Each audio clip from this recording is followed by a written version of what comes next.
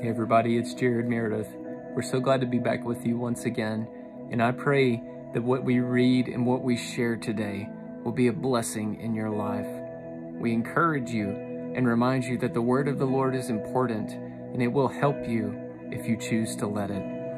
Let's turn in the book of Numbers in the 13th chapter, and we'll start reading at verse 17, and we'll go through unto verse 20. And it says there, "And Moses sent them to spy out the land of Canaan, and said unto them, Get you up this way southward, and go up into the mountain, and see the land what it is, and the people that dwelleth therein, whether they be strong or weak, few or many, and what the land is that they dwell in, whether it be good or bad, and what cities they be that they dwell in, whether in tents or in strongholds. And what the land is, whether it be fat or lean, whether there be wood therein or not. And be ye of good courage, and bring of the fruit of the land." Now this was the time of the first ripe grapes. Let's move on to verse 26. And it says here, "And they went and came to Moses and to Aaron, and to all the congregation of the children of Israel, unto the wilderness of Paran, to Kadesh, and brought back the word unto them and unto all the congregation, and showed them the fruit of the Lord. And they told him and said, We came unto the land whither thou sentest us, and surely it floweth with milk and honey, and this is the fruit of it. Nevertheless the people be strong that dwell in the land, and the cities are walled and very great. And moreover we saw the children of Anak there. The Amalekites dwell in the land of the south, and the Hittites and the Jebusites and the Amorites dwell in the mountains, and the Canaanites dwell by the sea and by the coast of Jordan. And Caleb stilled the people before Moses and said, Let us go up at once and possess it, for we are well able to overcome it. But the men that went up with him said, We are not able to go up against the people, for they are stronger than we. And they brought up an evil report of the land which they had searched unto the children of Israel, saying, The land which we have gone to search it is a land that eateth up the inhabitants thereof, and the people that we saw in it are men of great stature. And there we saw the giants, the sons of Anak, which come of the giants. And we were in our own sight as grasshoppers, and so were we in their sight." You find in this moment of fear, in this moment where they are looking out and assessing a place that they could have potential, that there were two perspectives that were spoken in this moment. You first see and identify as the inquiry goes out to look at this new place where they could potentially be and dwell, that they identified immediately that there were things that were bigger than they were, that the land had potential and possibility. But it came to two perspectives that were spoken by different individuals. And those individuals were walking in a different state of mind. You had those that were speaking in that moment that said that they were bigger than we were, and we counted ourselves as grasshoppers, and that we would not be able to overtake this land.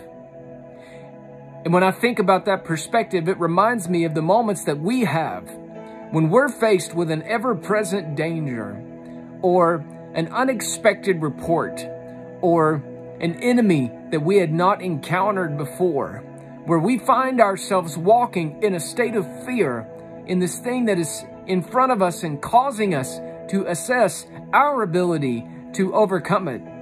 If we're not too careful, we as God's people will choose to forget. That's right, I said choose to forget the power and capability that we have when we have the power of Jesus Christ in our life. When we choose to be driven by fear, we will find ourselves making statements about something that we have the power and the authority to overcome. You see, God has called us to be stronger than our fleshly mindset. God has called us to work in the spiritual things. The spiritual things cause us to cause our carnality to come under subjection. So that thing that I would look at in fear and say, I am small, I am a grasshopper to this giant that is in this land of potential. What God is trying to tell you to do is like what Caleb did in this moment. He said, I looked upon this place and I determined that we are well able to go and conquer this place. Let us go that we may be able to overcome it. Listen, you can go at your problems by looking at it through your flesh, or you can seek God, build your faith, and begin to speak to those things that are not as though they are. You see, Caleb saw the same thing that the other people saw in their assessment of those that were defending the land that had been promised. But here in this moment, you find that only a small-minded person missed the area of potential that was in front of them. If we are not walking on the promise of God's potential for our life, we are walking in small-mindedness. God did not call us to think small. He did not call us to say things are impossible. He did not call us to say that things were untreatable, incurable, that things were incapable of going our way. God called us to look at the land of potential and to call out those things that are possible. And that is the very foundation of what drives our faith. You find this voice of faith in this moment in the midst of fear saying, I believe we're able to go up and possess this, that we would overcome it. Faith saw the same thing that flesh did, but faith believed in the potential and possibility of overcoming the obstacle that was in the way. Do you understand what I'm telling you today? No matter what your flesh would tell you about what's going on in your life, no matter what your fears will try to convince you that you're not able to be an overcomer of this health crisis you're in, that you may not be able to overcome in this family situation that you're in, that it feels too difficult to get past the struggle at your workplace, that it feels like you're never going to catch a break and have a breakthrough financially. I'm here to give the word to somebody right now that today is your day, because you can look at the land of potential and speak to that thing like Caleb did. I want to hear the Calebs of this world rise up. I want to hear the Christians of today rise up and declare to their land of potential, we're well able to go to this place. We are well able to go to what is already promised us, because if God promised you potential, then it is yours to claim. If God promised you potential, it is yours to live. If God promised you potential, it is yours to rebuke the enemy against everything that's going on around you. I speak a word of faith over you right now. God, may your power ignite your people to look upon their problem and say, I know that we're well able to do this. God, put upon your people that spirit of fire that would cause us to rise up in the midst of fear and in the midst of impossibility, in the midst of small-mindedness, and challenge the norm and say, God, I believe we're well able to conquer this that's in front of us. That we would have the notion to look to our neighbors that are alongside us in the crisis we're in today, in the crisis they're suffering in, and say, let us go to this place, for we're well able to overcome it. The Bible said that we were overcomers by the blood of the Lamb and the word of our testimony. That means the word of faith coming through you towards others as a result of the salvation plan of God in your life is enough for you to reach your potential. I'm talking to somebody right now under the sound of my voice as you watch this today, in encouraging someone to remember where you were before you entered the land of potential. I know where I was when God found me, and I know where I had been, and it was so far away from where the potential for my life was. But God did not let go of me. God did not give up on me. Faith was what brought me through my trial. Faith is what has put me through not only out of the bondage I was in, but into the land of promise, into the land of potential, into the land of power and authority over your enemy. Friends, hear me tonight. I feel like preaching this to somebody right now. You have the power and authority to look at the land of potential in your life and to speak life and faith over those things that appear to be bigger than you are. When David went after the giant was nothing to a small stone. You might feel like a grasshopper as it was quoted in this word, but I'm here to tell you that you're well able to overcome it. You're well able to be a survivor. You're well able to be one that walks in victory. Let me read this scripture to you out of John chapter 6. Then Jesus said unto them, Verily, verily, I say unto you, Moses gave you not that bread from heaven, but my Father giveth you the true bread from heaven. For the bread of God is he which cometh down from heaven, and giveth life unto the world. Then said they unto him, Lord, evermore give us this bread. And Jesus said, I am the bread of life. He that cometh to me shall never hunger, and he that believeth on me shall never thirst. But I say unto you, that you have also seen me and believe not. All that the Father giveth me shall come to me, and him that cometh to me I will in no wise cast out. For I came down from heaven, not to do mine own will, but the will of him that sent me. And this is the Father's will which hath sent me, that of all which he hath given me I should lose nothing, but should raise it up again at that last day.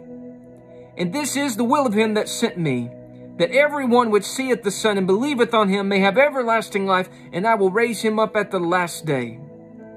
Then the Jews murmured at him, because he said, I am the bread which came down from heaven. That same murmuring is the very same voices that we hear in our media outlets today, amongst those who are unbelievers today.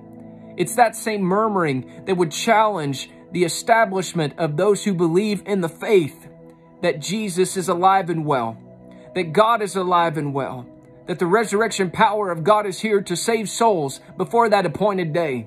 But I'm here to tell you, in spite of all the murmurings, God is very much alive. God is very much real. He's very much in control, and he is in and a part of all of our lives, of those who will believe and receive his Son into their heart. I want to tell you this today, that same eternal quenching of your thirst and that same fulfillment, eternal fulfillment of hunger, is the self-same promise that God was saying here is the same thing that gave Jesus the ability to do God's will, is the same thing you receive of Christ through God and by his Spirit, that you are also able to have eternal presence with God here and with him. It also means that you have the power to overcome and look at what you're facing today dead in the eye and say, I'm not going down this way. Friends, as I close, I give you this prayer. God, let your presence be poured out unto your people, that you would be the difference in their life right now. God, and that they would get motivated for this moment of declaration to look through the eyes of faith at what they're facing and not see impossibility, but see potential. Not to give up on the promises of God, but to receive them in our heart and believe they are ours for the taking. God, I pray that if anyone would watch this that do not know you, I pray that you would have a moment of intervention with them. Your presence be upon them and convict their heart to seek out more, to understand what it takes to receive of you. God, I pray that those that do not know you would receive unto that belief that Jesus Christ died for their sins, that they could be forgiven of their past and have a heavenly eternal home when our walk of life is over. I close with this thought. No matter what anybody will tell you, no matter what any doctor is going to say to you, no matter what your finances are telling you, no matter what a person that is working against you would say, God promised you potential, health, wealth, prosperity, your house, your family, salvation, and blessings amongst your enemies. And his word said, if you sought him first, all of these things would be added to you. Dare I ask you, can you speak up, Caleb? Can you rise to the occasion? Will you be the one that stands up and says, we can do this? God bless you. We're praying for you. Let's hear from you. Let me hear from my Calebs out there.